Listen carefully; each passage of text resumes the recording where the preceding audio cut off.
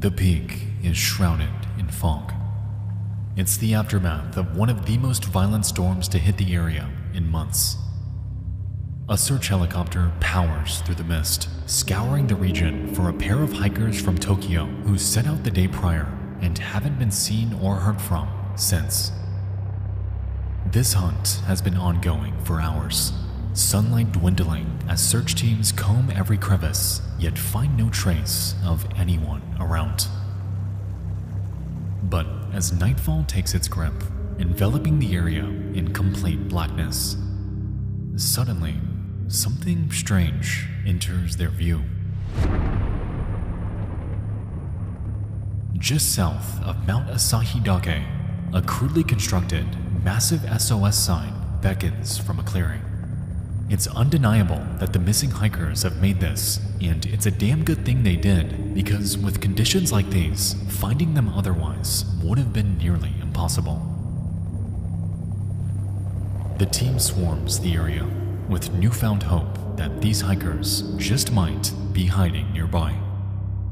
They search and search and search until finally they find them.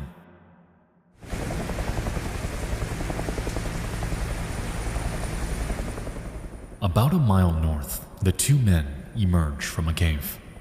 They are completely disoriented, battered, and exhausted, but most prominently are in complete disbelief that the rescuers found them.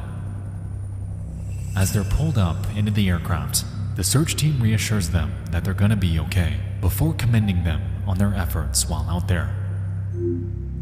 "We couldn't have found you without your help," they claim. "You guys did a really great job building that sign." The men pause for a minute, visibly confused. "I'm sorry. We didn't build the sign." "We have no idea what you're talking about."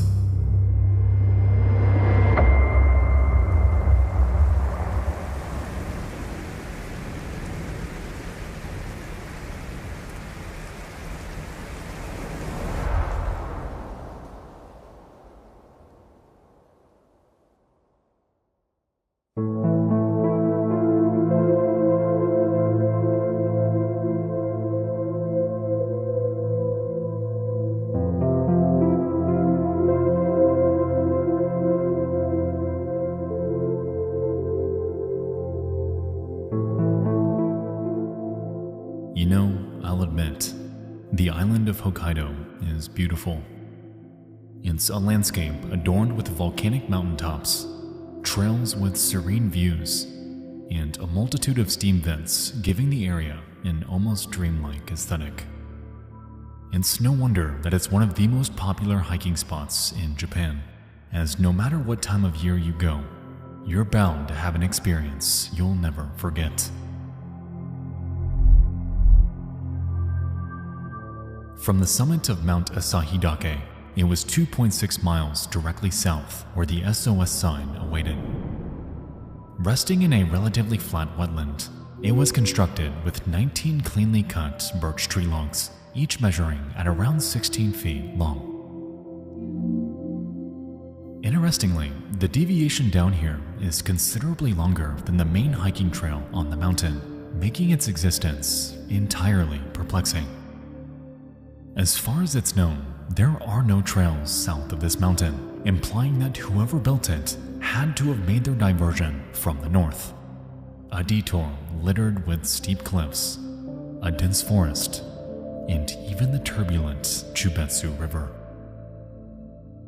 At this point, it's completely unknown how this person got here, and for Japanese police, it was undeniable that a mystery was brewing on the mountain. Someone is still out there, likely pleading for help.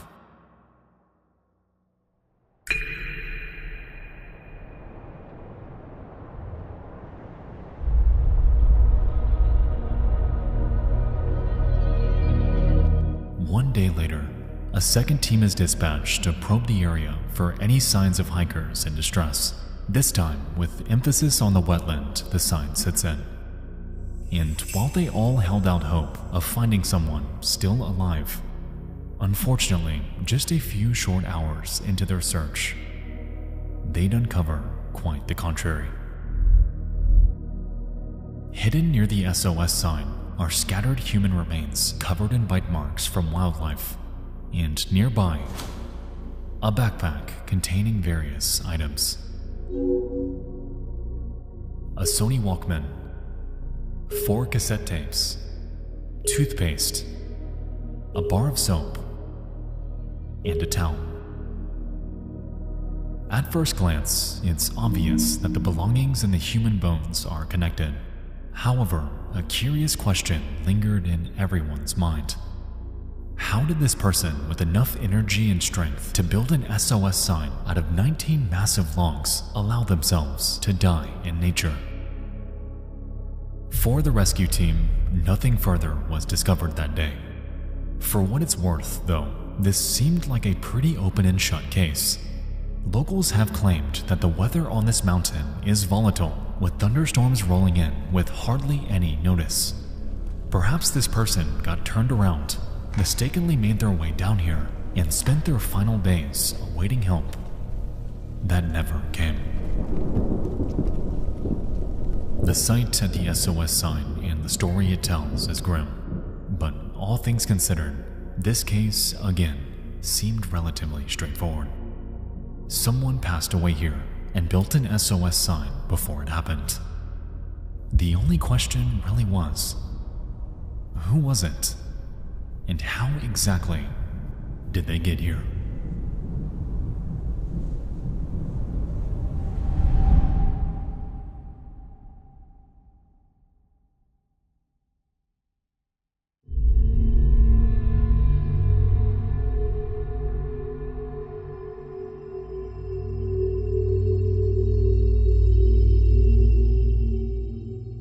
Two days pass, and examiners from the Asahikawa Medical University notify Hokkaido police that the human bones belong to a female.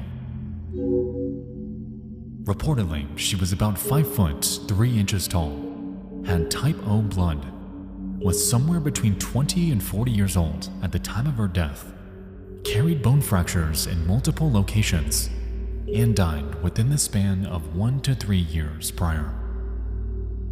Aside from this, there was no further identifying information about her, and effectively, she was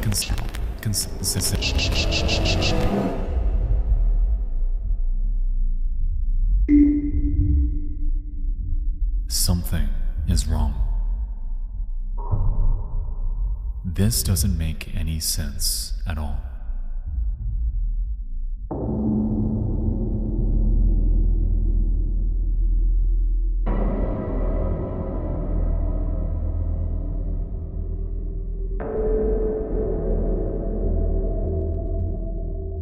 Upon calculating the weight of the SOS logs by utilizing numerous wood weight charts online, I found that 16-foot segments of birchwood weighs anywhere between 150 and 400 pounds each, depending on diameter.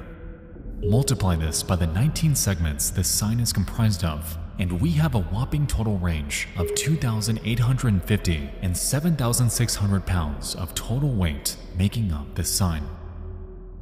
So, with this information, we're left to assume that a 5'3" female with fractured bones had the energy and strength to not only cut down 19 massive trees with tools that were never found, but also had the stamina to transport anywhere between 1 and 3 tons of weight completely by herself. Let's not forget, either, that all of this was done after taking a treacherous 2.6-mile diversion down the south side of the mountain, undoubtedly causing considerable exhaustion from the elements. Without help, constructing this sign alone is an extraordinary feat, a feat that doesn't add up given the context here. So was this person actually alone, or was there perhaps someone else that died there with her?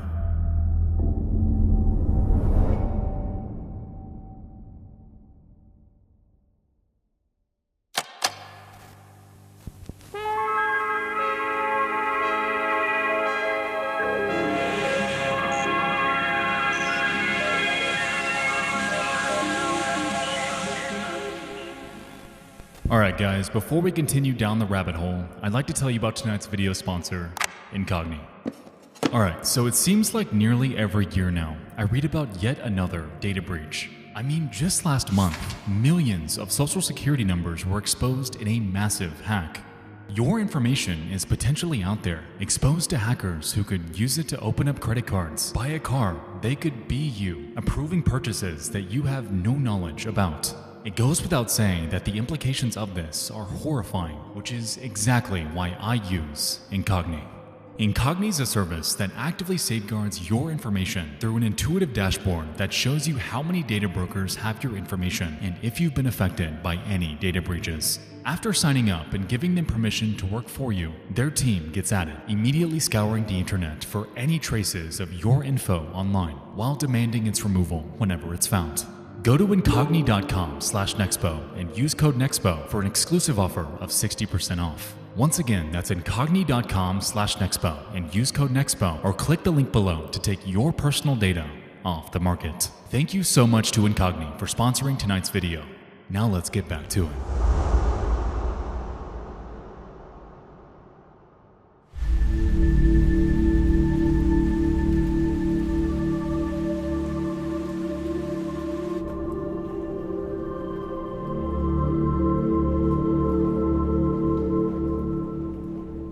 It's late at HQ, and investigators are scouring for clues.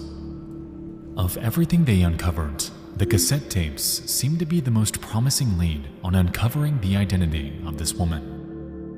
And so, they put them in their tape player and begin to listen.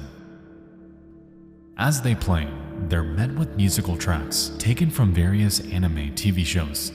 However, once they make it to the last one, something strange gives them pause.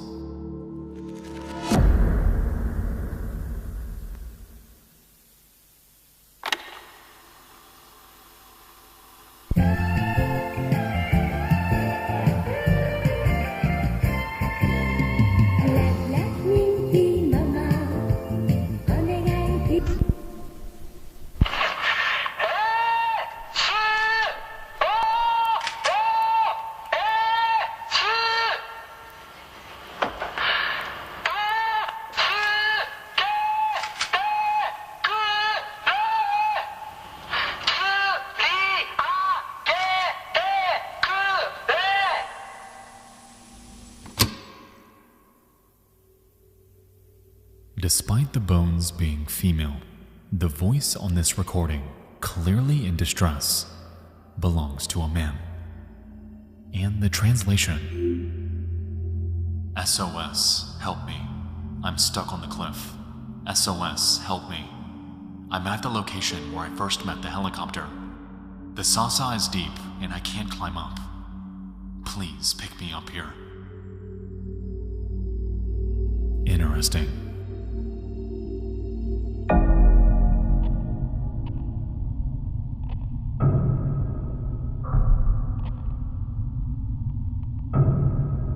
Aside from the blatant parallels to the SOS sign, I can't help but find it strange that this man uses not a single phrase implying that he's with someone. I don't know about you, but if I were stranded somewhere with another person, I'd plead for someone to help us, because we are the ones stuck here. In this recording, though, it sounds as if he's completely alone, unaware that a female is stranded in the exact same area, almost like, to him, this female doesn't exist. The woman who the bones belong to and the man who the voice belongs to almost exist in a vacuum. Remnants of two people discovered in the exact same spot, completely unaware of the other's existence.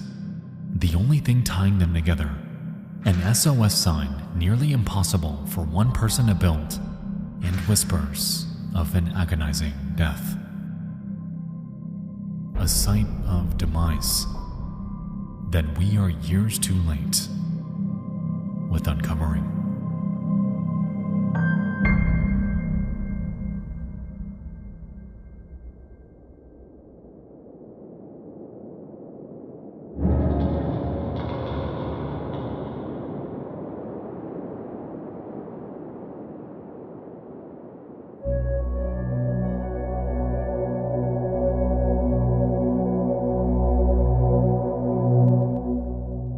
Fascinated by this case, a Japanese reporter named Koyo Abaratani sets out to the site of the SOS sign in search of any clues the police may have overlooked.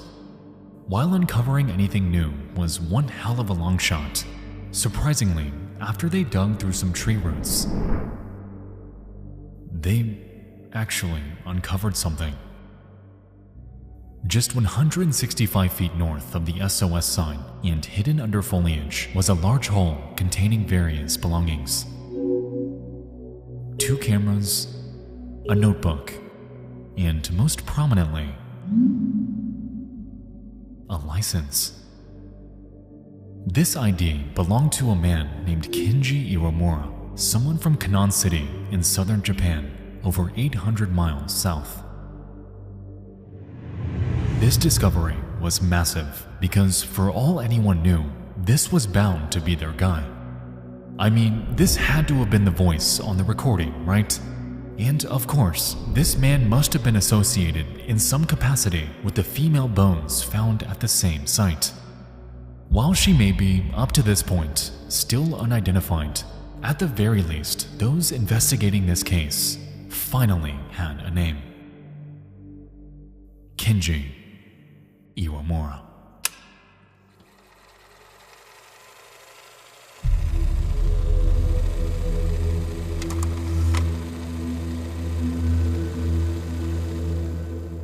It's the middle of summer, and 24-year-old Kenji Iwamura sets out for Mount Asahidake for a short hiking trip. He arrives at a small mountain lodge at the base of the summit and only plans to be there for a couple nights.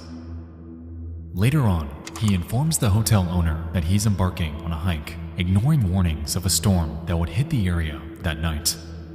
Hesitant, the owner agrees, and so Kenji sets off from the hotel lobby and embarks into the great unknown.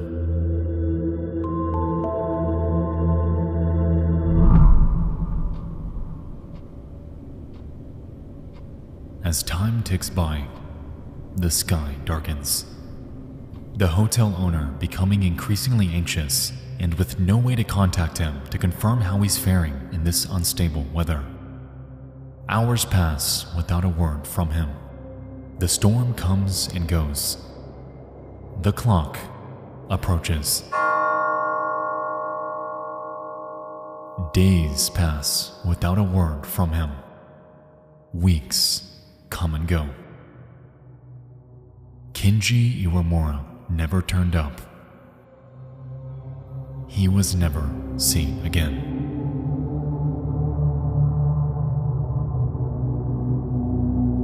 With the discovery of Kenji's ID, police were certain that they'd crack this case.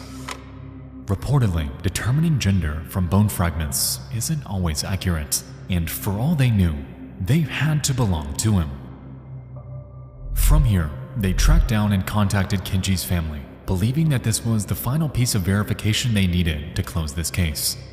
Their confidence was at an all-time high, catalyzed by his parents later claiming that he was an avid fan of anime and that the backpack they uncovered indeed belonged to him. And so, at last, the police played the cassette tape for them, certain that they'd recognize the voice of their son. And as fate would have it, by the grace of God, they didn't recognize this voice at all. They have no idea who this person is.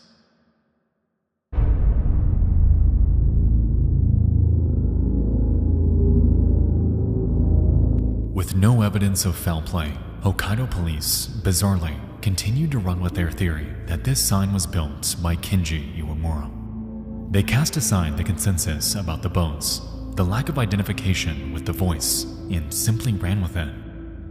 It took just 11 days for them to close this case, and to this day, the mystery surrounding the SOS sign has been cast into the void of history, solved to them, yet completely bewildering to the world surrounding them.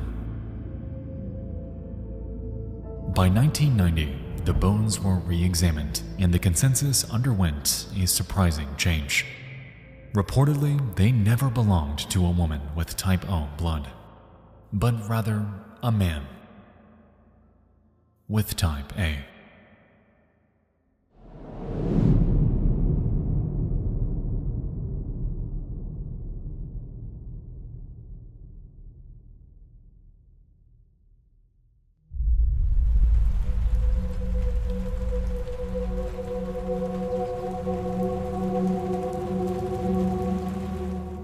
Why the hell were the bones suddenly reclassified?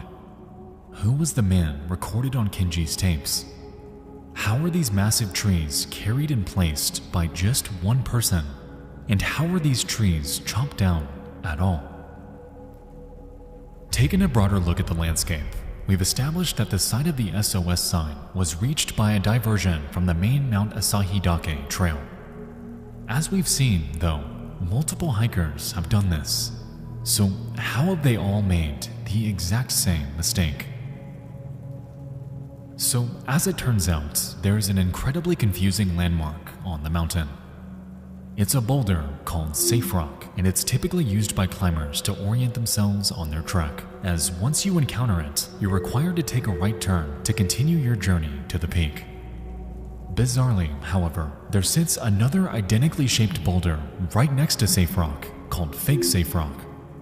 Unlike the former, using this one as a guide diverts hikers to the much more dangerous south side of the mountain, terrain littered with steep cliffs and intense grades filled with a specific type of bamboo, known locally as sasa.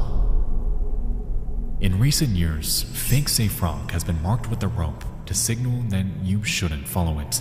However, to this day, hikers often misinterpret it for the actual Safe Rock, adding even further confusion to an already disorienting situation. I'm sure you're finding this convoluted as I'm explaining it to you. Now imagine if you were faced with this dilemma while exhausted, in the wild, and completely alone. To this day, it's believed that both the Tokyo hikers and Kenji Iwamura made this mistake, leaving them both to be stranded and completely helpless. So with this in mind, let's go forth and entertain the idea that Kenji Iwamura was the only one involved here. Let's just say that everything belongs to and was done by no one but him. So it went a little something like this.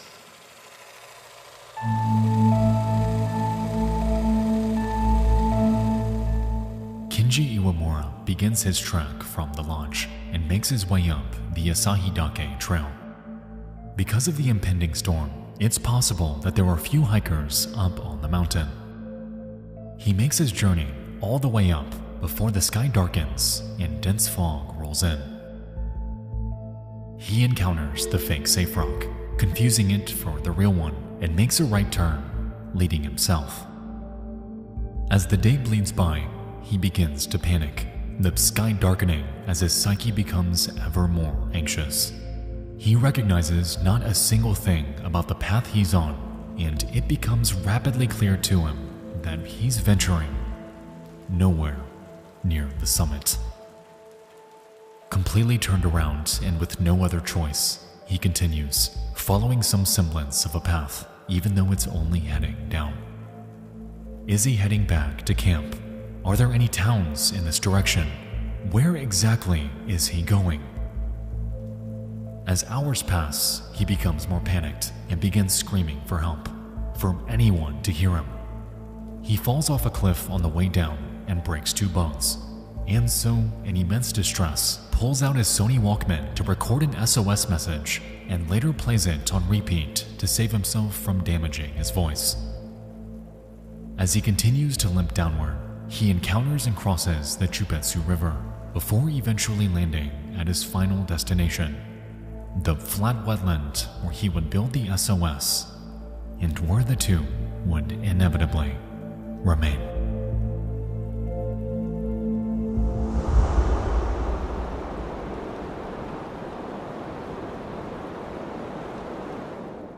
You know, On the surface, this theory makes sense. However, when you begin to pick apart the finer details, this story rapidly falls apart. As we know, the only cliffs in the vicinity are up the mountain, and if these are what Kenji's referring to in his recording, assuming it's him, then he made it to the wetland with broken bones and in excruciating pain. Even if we give him the benefit of the doubt and say that he had every tool in the world, building a sign of this scale would take immense effort for just one person. It's been said that something like this would take 2 days to construct for someone healthy. So how in the world did Kenji do this while critically injured? There was no axe ever found, and why would he have one on a mountain hike anyway? On top of this, the condition of the bones indicated that he would have been incredibly frail by the time he passed away. There is no way this man made this thing alone, leading me to believe that Kenji Iwamura, perhaps, wasn't the only one to die there. Consider this. Kenji is on the hike, and somewhere during his climb, encounters someone else out there. The two are both on their way to the mountain peak, and so they pair up and continue their trek together. As the fog rolls in, the two begin to undergo equally critical errors, making their turn at fake safe rock and getting lost down the mountain's south end. Injured, one of them makes a recording while the other pleads to keep going. And so they continue downward, cross the river, and make it to the wetland where Kenji lies in agony. It's possible that this other hiker, for some reason, had an axe, and over the next few days made this sign with incredibly limited help from Kenji. Kenji knows he can't go any further, though, and so, in a final fit of desperation, the other hiker grabs a handful of supplies and takes off to find them help. In a way, this could explain why police never found an axe. This could explain why the voice on the recording wasn't Kenji, and this, potentially, could explain how this sign was even made in the first place. The human body can go 3 days without water, and perhaps this unknown person used their last in a final push for rescue. At the end of it all, though, they would never make it and instead would die a slow death. Surrounded by darkness, by wilderness, and in a forest. Completely abandoned.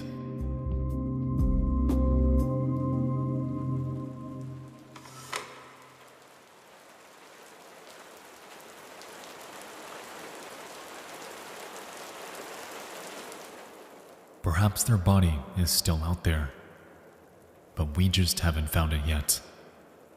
It's a tragic end to someone who may not even exist, but goddammit, it's the only way this story makes any sense. Kenji Iwamura had to have gotten help from someone else on the mountain that night. There is just no way in which he couldn't have.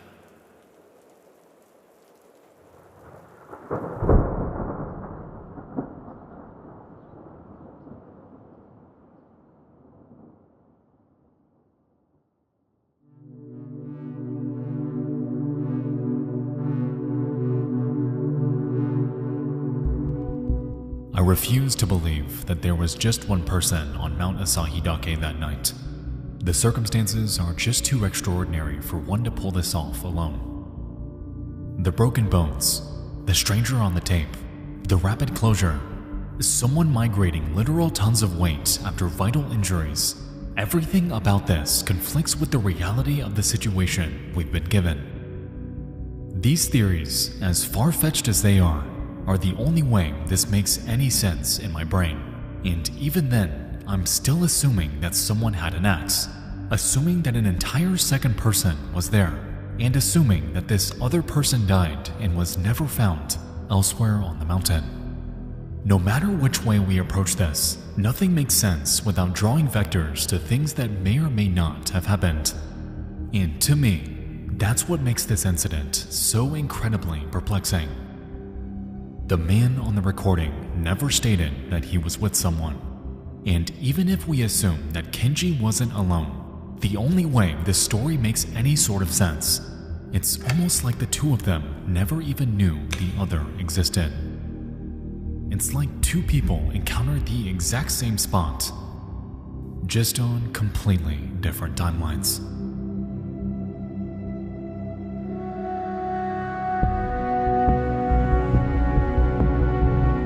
It goes without saying that we can theorize for hours about what took place on Mount Asahidake and how the SOS sign, given the evidence we currently have, shouldn't exist. But out of everything, the one detail that haunts me most about this is the simple fact that at the end of everything, the police have never formally identified the bones as belonging to Kenji. And this is after they were reclassified to belonging to a male, after this story spread to the world around them, and after the mystery surrounding the SOS sign and all of its bizarre inconsistencies had spearheaded this into one of the most captivating unsolved cases in history.